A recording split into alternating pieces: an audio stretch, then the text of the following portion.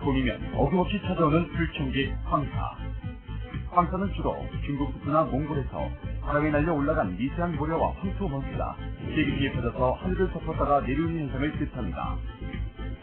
주로 3월에서 5월 사이에 많이 발생하며 1시간 평균 미세먼지 농도가 400 마이크로그램 퍼 큐빅미터 이상의 상태로 2시간 이상 지속될 것이 예상될 때 황사주의보가, 800 마이크로그램 퍼 큐빅미터 이상 상태가 2시간 이상 지속될 것이 예상될 때 황사경보가 발령됩니다.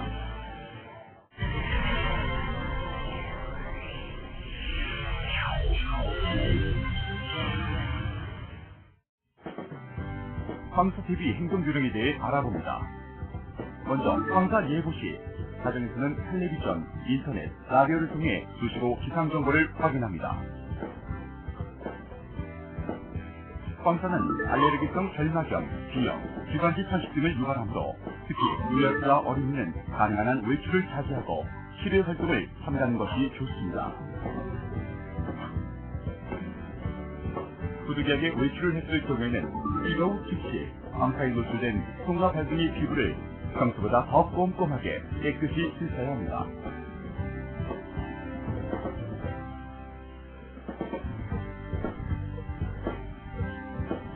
황사 예보 시 채소나 과일은 평소보다 더욱 깨끗이 씻어서 섭취해야 하고, 식품이 오염되지 않도록 위생용기에 넣어 보관하는 것이 좋습니다.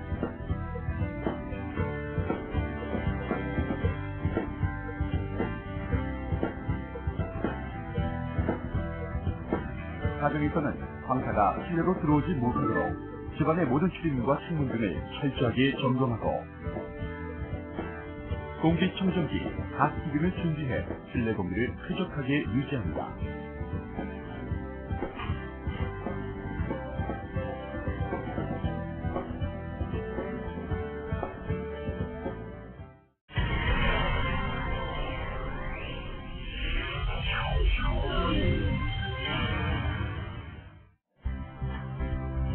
다음은 학교 등 교육기관에서의 황사 예보 시 행동 요령입니다. 학교에서는 학생들의 건강과 안전을 위해 기상청에서 발표하는 기상 및 황사 예보를 수시로 청취해야 하며, 기상청에서 발표한 기상 예보를 분석한 후 지역 실종에 맞게 휴업 또는 단축 수업을 신중히 검토합니다.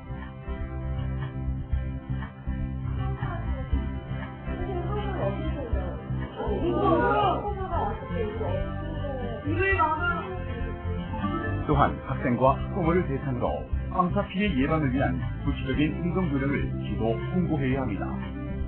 학생들의 비상 연락망을 다시 한번 점검해 연락처를 유지해야 하며, 수업 조치 시 맞벌이 부부 자녀에 대해서는 학교에서 갱다투를 진행하도록 합니다.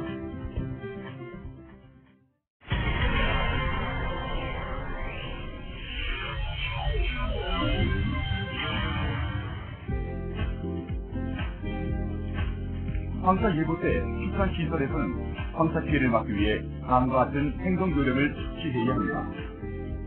먼저 운동장과 방목장에 있는 가축들을 안전하게 대피시킬 수 있도록 준비합니다.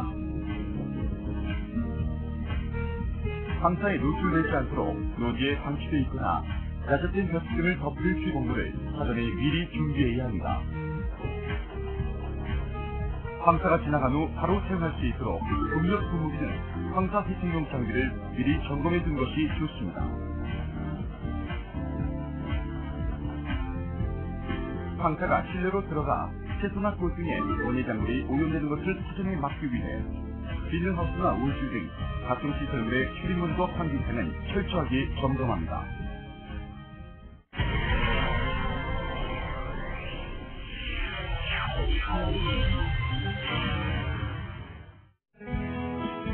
강한 황사가 발생해 황사주의보, 경보가 내려졌을 때 행동 요령에 대해 알아봅니다. 먼저 가정에서는 황사가 들어오지 못하도록 모든 출입문과 창문을 닫습니다. 특히 노약자, 호흡기 질환자 등은 실외 활동을 삼가는 것이 좋습니다. 황사 발생 시에는 가능한 한 외출을 삼가고, 부득이하게 외출할 경우에는 피부가 직접 황사에 노출되는 것을 막기 위해 보호안경, 마스크, 일품의 의복을 착용합니다. 야외 활동을 마치고 귀가한 뒤에는 즉시 손과 발 등 피부에 남아있는 미세먼지를 깨끗이 닦아내고 호흡기 질환을 막기 위해 반드시 양치질을 해야 합니다. 황사에는 평소보다 물을 자주 마시는 것이 가장 좋은데요. 충분한 수분 섭취는 코와 입 속의 점막을 촉촉하게 해 황사로 인한 호흡기 질환을 예방해줍니다. 실내 공기의 관리에도 평소보다 특별히 유의해야 하는데요.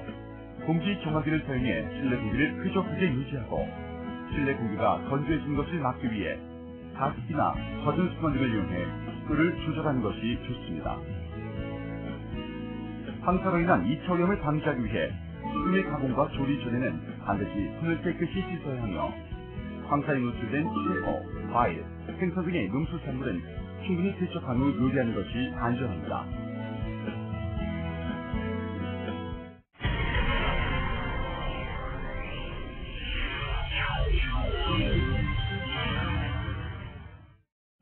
황사 발생 시 학교 등 교육기관의 행동 요령에 대해 알아봅니다. 먼저 황사에 노출된 것을 막기 위해 유치원생들과 초등학생들의 실외 활동을 즉각 중지하거나 연기해야 합니다. 또한 강한 황사로 인해 황사주의보, 경보가 내려질 경우 지역 실정에 맞게 수업 단축 또는 휴업을 실시합니다.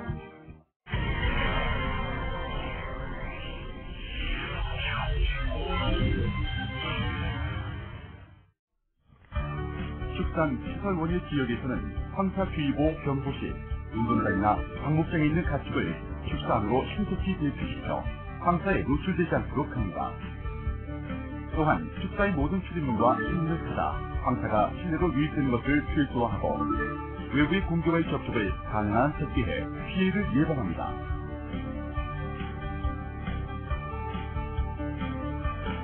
축사 주변에 야적된 화려한 건초와 벽지 등은 비닐이나 천막으로 덮어 황사에 노출되지 않도록 미리 조치를 취하는 것이 좋습니다.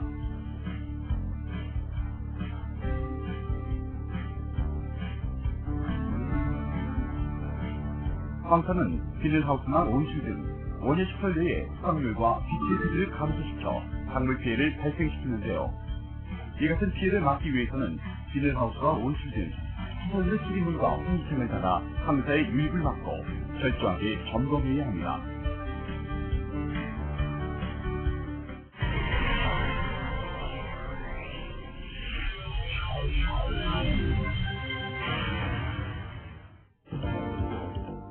황사가 지나간 뒤 피해를 최소화할 수 있는 행동 요령에 대해 알아봅니다. 먼저 가정에서는 실내 공기를 환기시켜 쾌적한 상태를 유지합니다. 황사에 노출되어 오염된 자동차의 경우 하체에 쌓여있는 미세먼지를 손이나 먼지 털기로 닦아내지 말고 반드시 물로 깨끗하게 세척한 후에 운전을 하는 것이 안전합니다. 황사에 노출돼 오염된 그 밖의 물품들도 충분히 세척한 후 사용하는 것이 좋습니다.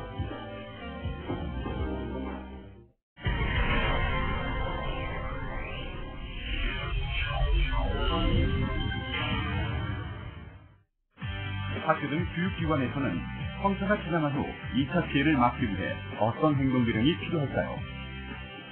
먼저 창문틀과 바닥 등 실내외를 깨끗이 청소하여 남아있는 미세먼지를 철저히 제거해야 합니다.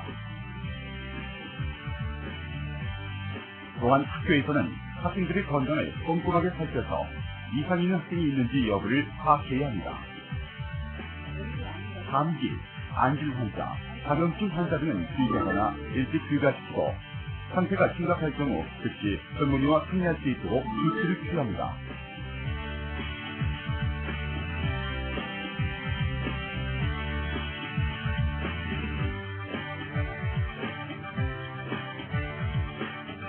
또한 황사 후 발생할 수 있는 각종 전염병을 막기 위해 예방접종을 실시하고 많은 학생들이 이용하는 학교 식당 등은 철저하게 소독합니다.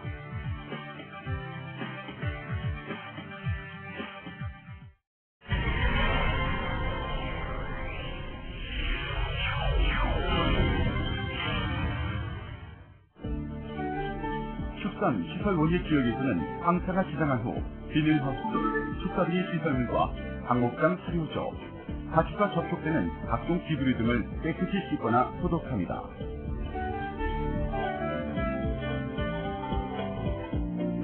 황사에 노출된 가축의 경우 가축의 몸에 부는 황사를 잘 털어냅니다. 또한 황사로 인한 부지역 등의 악성 가축 전염병에 걸리지 않도록 축사 곳곳을 비롯해 모든 가축을 소독하고 필요할 경우에는 예방접종을 실시합니다.